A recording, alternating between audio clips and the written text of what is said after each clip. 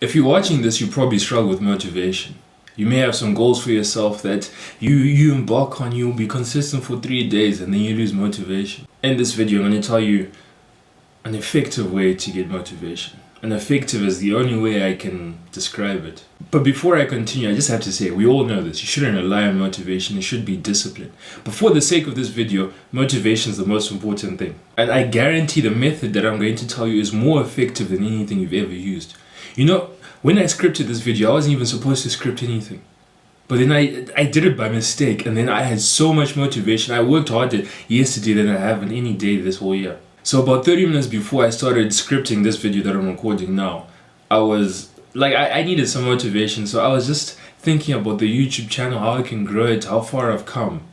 So I went back into one of my old journals looking for a journal entry where I was just hyping myself up saying, yeah, 50, I think it was actually when I had 50 subscribers, and I was hyping myself up saying, yeah, I can do this. If I can get 50 subscribers, why can't I get 50,000? That's how my mind works. But yeah, as I was flipping back through my journal, I stumbled upon journal entries from a few months ago.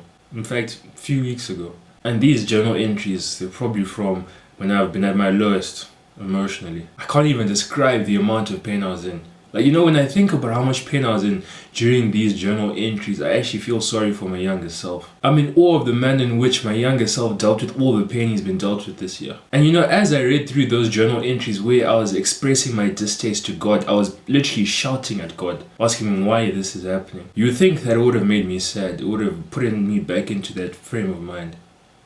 It did the exact opposite. Instead of being sad, it's like I turned into this cold warrior. And it motivated me to do something, because in my head it's like I have to avenge the death of my younger self. Because the truth is, if you go through emotional pain, there's something in you that's dying. Whether it's your belief that you had about someone or someone actually died, there's a part of you that's died. As I read through these entries, there were about 4 to 5 that I read through. There are probably like 30 of them, but I only read through 4 to 5 of them for the sake of time. I was reminded of how much pain I've been through. I was reminded of how I felt. I felt like I was the smallest person on earth. And you know, reminding myself of the pain I felt, it deeply motivated me. I've never been as motivated as I was yesterday. And as I said, it turned me into like this cold warrior. I knew what I had to do. I knew exactly what needed to be done, and I did that. And I recommend that you do this. If you have a journal, then this would be like an amazing practice, because you probably would have journaled when you were going through a tough time. If you don't, just think back to the times where you felt small, the times where you were in immense pain, the times where you felt like the whole world was against you. I promise you, when you think back on those times, you have so much motivation.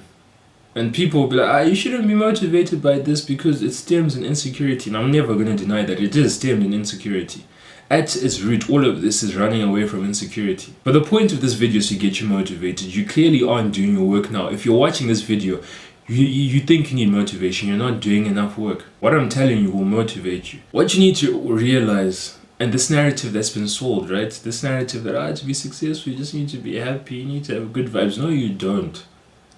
Half of the greats, half of the goats in their respective areas, they had traumatic childhood. They grew up not knowing where their next meal was coming from.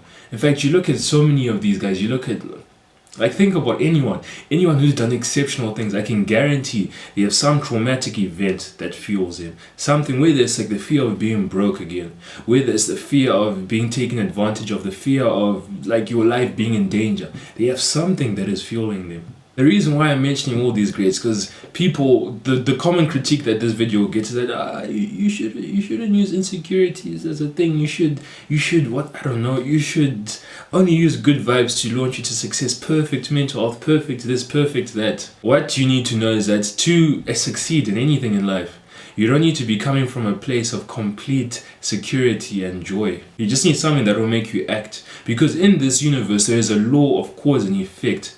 There's a law of you reap what you sow. So if you're sowing seeds of hard work, you will reap the benefits of that hard work. It doesn't matter what caused you to sow those seeds. It's the fact that you sowed the seed. So you obviously have feelings of insecurity. Obviously you have some traumatic events that lingers at the back of your mind that causes you some pain. Fuel that into working. Whenever you don't feel motivated enough to happen, imagine that thing happens. Because for me, right, I never want to feel small again. I never want to feel overlooked. And I'm telling you this openly. It may compromise me. People may think that I'm insecure. I don't want to be made to look like a fool again. It's like the amount of pain that I've gone through. Like every time I think about it, I'm motivated. You know, I can have 3 hours of sleep and I'll get up just because I think about that time and how I don't want it to happen again. So I always associate being productive with that thing not happening again. Another criticism that people have is like, you're telling people to harbor insecurity. I'm not saying that. In no way or form did I say harbor your insecurities. You need to get over your insecurities. You need to heal from the pain of the past. But anyone who's gone through a serious situation, anyone who has like massive insecurities will know that they don't just go overnight.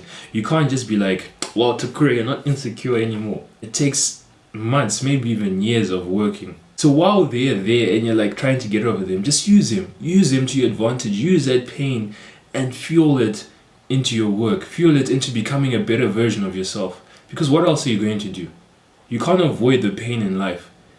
Just like you can't avoid like the happiness in life. So you might as well use the pain that's going to be there about 50% of the time and fuel it into your work. Fuel it into becoming a better person. As I said before, a lot of the greats in many arenas, they had traumatic upbringings. And they're fueled by pain. They're fueled by their insecurity. So it shows that it's bloody effective. So if there's anything that you need to take from this video, it's that your pain is priceless. The reason why I say your pain is priceless, because if you channel it correctly, you can obtain anything you want. Literally, you can obtain anything you want if you channel your pain properly. So remember that your pain is priceless. And use it to fuel you. Use it to fuel you to a better future. A future where that thing you're running away from will not happen. Where it's not even a possibility. Because what else are you going to do with your pain? Are you just going to wallow and cry in your bed? No.